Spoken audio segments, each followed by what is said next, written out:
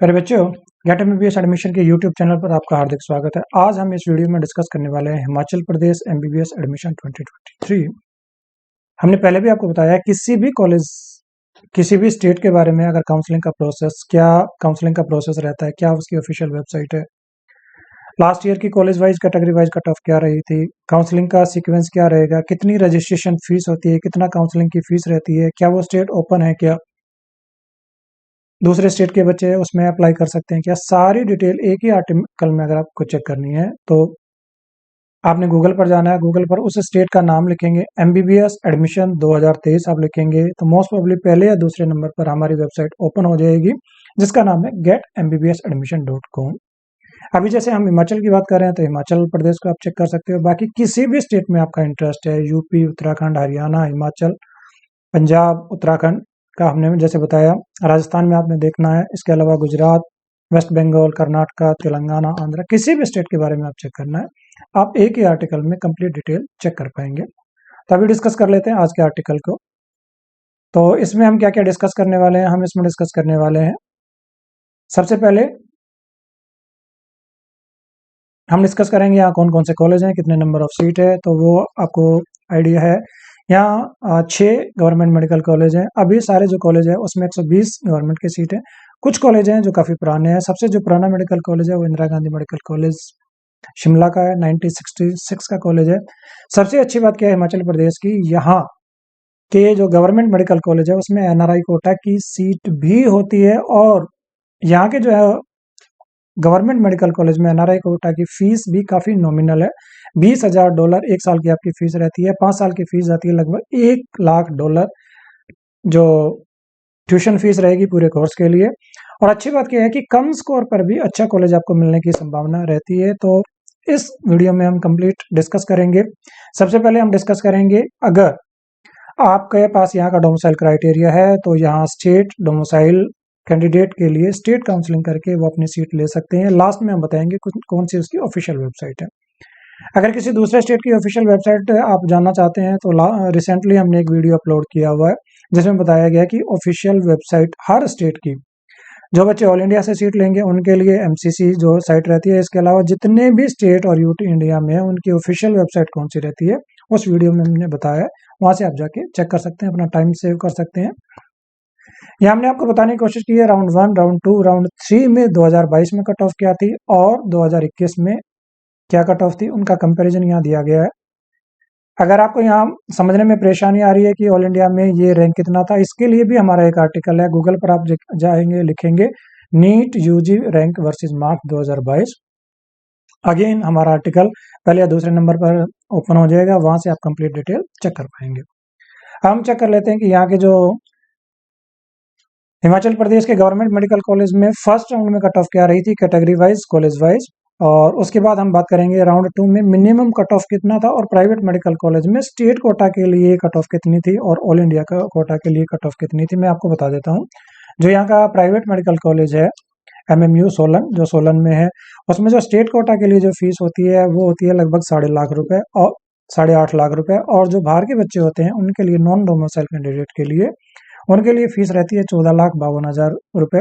इसके अलावा उस पर एनुअल इंक्रीमेंट भी लग जाता है, तो उसका जो टोटल बजट बाहर के बच्चों के लिए ट्यूशन फीस का बनता है वो बनता है 87 लाख रुपए। लेकिन अच्छी बात क्या है, अगर आप यहाँ से यूजी कर लेते हैं, यहाँ के गवर्नमेंट मेडिकल कॉलेज में या प्राइवेट मेडिकल कॉलेज से अगर यूजी कर लेते हैं तो आप एलिजिबल हो जाते हैं पीजी के टाइम यहाँ की गवर्नमेंट सीट के लिए भी और प्राइवेट सीट के लिए भी। उस टाइम कंपटीशन काफ़ी कम रहता है। हमने आपको शायद पहले भी बताया होगा, कुछ स्टेट ऐसे होते हैं जिनकी स्टेट कोटा की जो कट ऑफ रहती है काफ़ी कम रहती है, उसमें हिमाचल भी एक नाम आता है। नियर बाय स्टेट में देखें आप, हरियाणा में देखें, यूपी में देखें, राजस्थान में देखें, या यूटी है अपना दिल्ली, उसमें देखें, केरला में देखें, बिहार में देखें, इनकी जो कट ऑफ रहती है वो रहती है लगभग 600 स्टेट कोटा में भी। जबकि ऑल इंडिया में जो कट ऑफ थी गवर्नमेंट मेडिकल कॉलेज जो सबसे कम स्कोर पे जो मिला था that was around 596, general category की हम बात कर रहे हैं। और अगर 2021 की बात करें तो 599 पे 595 पर भी सीट मिली थी। लेकिन हिमाचल प्रदेश में जो स्टेट कोटा की सीट है वो काफ़ी कम स्कोर पर भी आप उम्मीद कर सकते हैं कि अगर आपका स्कोर 510, 515 है तो आप उम्मीद कर सकते हैं यहाँ के किसी न किसी गवर्नमेंट मेडिकल कॉलेज में आपको सीट मिल जाएगी। तो कौन सा ऐसा कॉलेज है जिसमें कट ऑफ सबसे ज़्यादा रहती है, कौन सा कॉलेज है जिसमें कट ऑफ कम रहती है? जनरल कैटेगरी के लिए, ओबीसी कैटेगरी के लिए, ईडब्ल्यूएस के लिए, जो बैकवर्ड एरिया है उनके लिए, एससी कैटेगरी के लिए, एसटी कैटेगरी के लिए और सिंगल गर्ल चाइल्ड के लिए कट ऑफ क्या रहती है, उसके बारे में हम डिटेल में चेक करेंगे। यहाँ से आप चेक भी कर सकते हैं, इस आर्टिकल में ही हमने कंप्लीट डिटेल आपको दी है।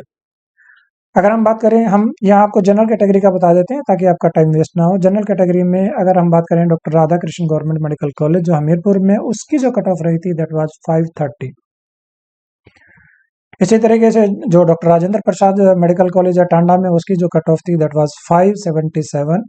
Doctor Yashwant Parmar government medical college Nahan की जो 534। जो सबसे पुराना और रेपुटेड इंस्टीट्यूट हमने बताया इंदिरा गांधी मेडिकल कॉलेज, यहाँ एनआरआई कोटा की सीट भी होती है। और इसी आर्टिकल में आप चेक करेंगे कि 244 के स्कोर पर भी बच्चे को सीट अलॉट हुई थी इंदिरा गांधी मेडिकल कॉलेज। यहाँ हमने आपके रेफरेंस के लिए बच्चे का एप्लीकेशन नंबर भी दिया है और उसके मार्क्स भी बताए हैं। यहाँ आप चेक कर सकते हो कौन कौन से कॉलेज में कौन कौन से नंबर पे वो सीट मिली। मैं आपको बता देता हूँ, कभी कभी राउंड 1 में ज़्यादा नंबर पे सीट अलॉट होती है, बच्चा ज्वाइन नहीं करता है तो वो सीट वेकेंट रह जाती है और फिर सेकेंड राउंड में सेम सीट पे एडमिशन होता है। और इसके अलावा हम ये भी बता देते हैं कि हर स्टेट में एनआरआई कोटा का एडमिशन का जो प्रोसेस अलग अलग होता है। कोई कोई स्टेट ऐसा होता है जिसमें सिर्फ फर्स्ट और सेकंड राउंड में एनआरआई की सीट होती है, उसके बाद सेकंड राउंड में ही, जैसे राजस्थान में सेकंड राउंड में पहले जो काउंसलिंग कराई जाएगी एनआरआई कोटा की सीट के लिए होगी। अगर वो सीटें बच जाती हैं तो राजस्थान में अगर उस कॉलेज में मैनेजमेंट की सीट है तो वो मैनेजमेंट सीट में कन्वर्ट हो जाएगी और फिर वो स्टेट डोमिसाइल कैंडिडेट के बच्चों को दे दी जाएगी।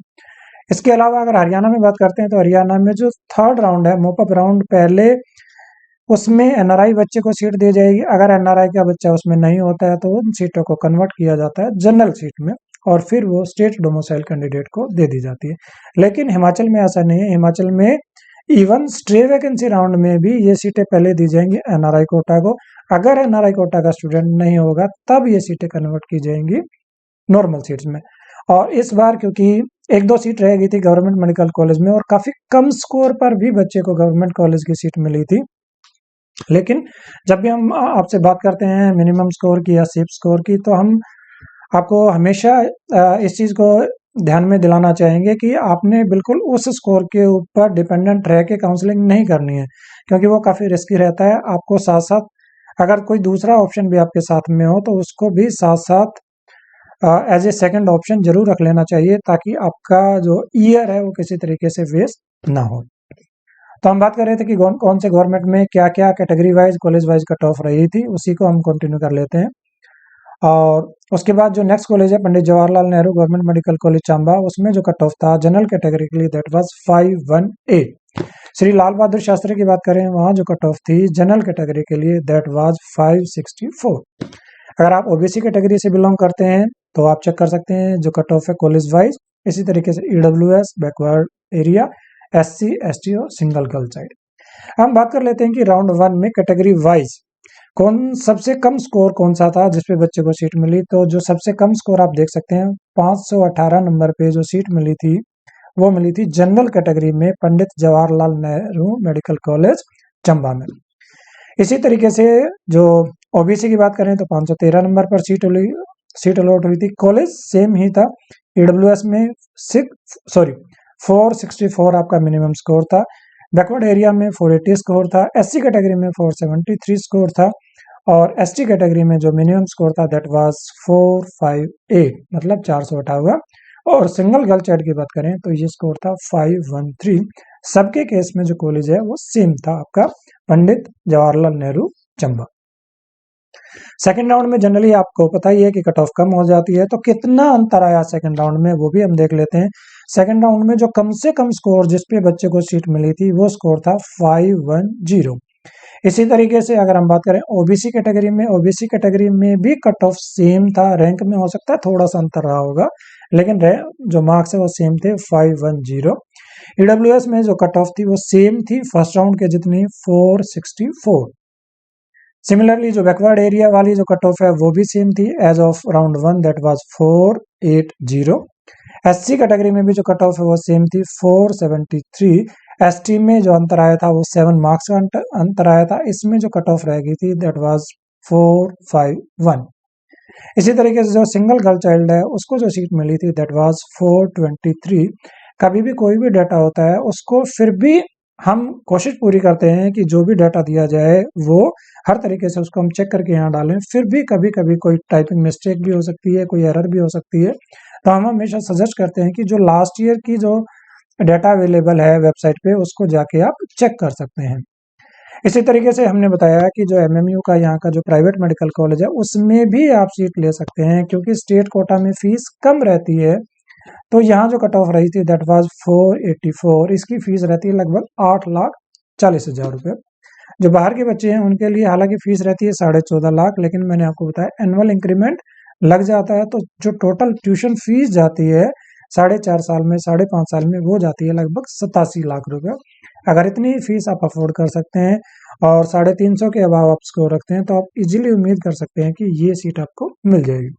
हालांकि मॉपअप राउंड में ये कट ऑफ और भी कम हो गई थी, तो ऑन ए सेफर साइज आप मान सकते हैं कि अगर 350 का स्कोर है तो आप, और दूसरे स्टेट से बिलोंग करते हैं, नॉन डोमिसाइल स्टेट से आप बिलोंग करते हैं, तो आप इसको चेक कर सकते हैं।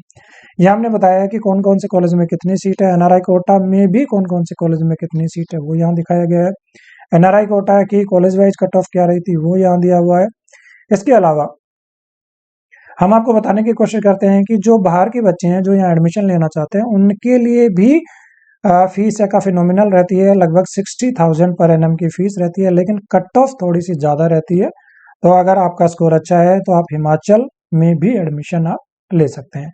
इस आर्टिकल के नीचे जब आप डिटेल में जाएंगे तो आप चेक करेंगे कि यहाँ की काउंसलिंग अथॉरिटी क्या होती है, वहाँ आप कैसे रजिस्ट्रेशन करा सकते हैं, और इसके अलावा कौन कौन से डॉक्यूमेंट रिक्वायर्ड होते हैं, जो काउंसलिंग का सीक्वेंस किस तरीके से रहता है, क्योंकि हर स्टेट का काउंसलिंग के नॉर्म्स और जो सीक्वेंस अलग अलग होता है।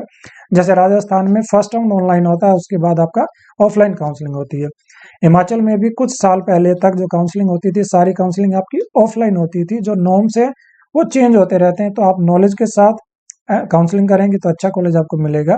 आप चाहें तो किसी एक्सपर्ट की हेल्प भी ले सकते हैं जो आपको गाइड कर सकते हैं कि आपको स्टेट के लिए वेट करना चाहिए, किसी दूसरे स्टेट में काउंसलिंग करनी चाहिए, और कौन कौन से आपके ऑप्शन आपके पास हो सकते हैं। इसके लिए हमारा फ्री ऑफ कॉस्ट टूल भी एक अवेलेबल रहता है। आप गूगल पे चाहें तो इसको सर्च कर सकते हैं, फ्री मेडिकल कॉलेज प्रेडिक्टर 2023। जैसे ही आपका एग्जाम हो जाएगा अपने मार्क्स इसमें डालेंगे तो कौन कौन से आपके पास ऑप्शन हो सकते हैं, गवर्नमेंट मेडिकल कॉलेज के, प्राइवेट मेडिकल कॉलेज के, डीम्ड मेडिकल कॉलेज के, तो वो सारे आप यहाँ से चेक कर सकते हैं। तो हम बात कर रहे थे कि इसका जो डोमिसाइल का क्राइटेरिया क्या होता है वो भी आप यहाँ से चेक कर सकते हैं। यहाँ बिल्कुल साफ साफ लिखा है डोमिसाइल क्राइटेरिया आपके पास है। और इसके अलावा 10th एंड 12th अगर आपने यहाँ से की है तो आप स्टेट डोमिसाइल के लिए एलिजिबल हो जाएंगे, और काफ़ी कम स्कोर पर भी। ऐसे बहुत ही कम स्टेट हैं जिसमें कट ऑफ इतनी कम रहती है, जिसमें गोवा आता है, उसमें हिमाचल प्रदेश आता है, और एक दो स्टेट और भी हैं जिसमें कट ऑफ कम रहती है। जम्मू एंड कश्मीर में भी कट ऑफ कम रहती है 520। एमपी में जो कट ऑफ है लगभग रहती है 545। महाराष्ट्र में रहती है लगभग 550। तो ऐसे कुछ ही स्टेट हैं जिसमें कट ऑफ कम रहती है।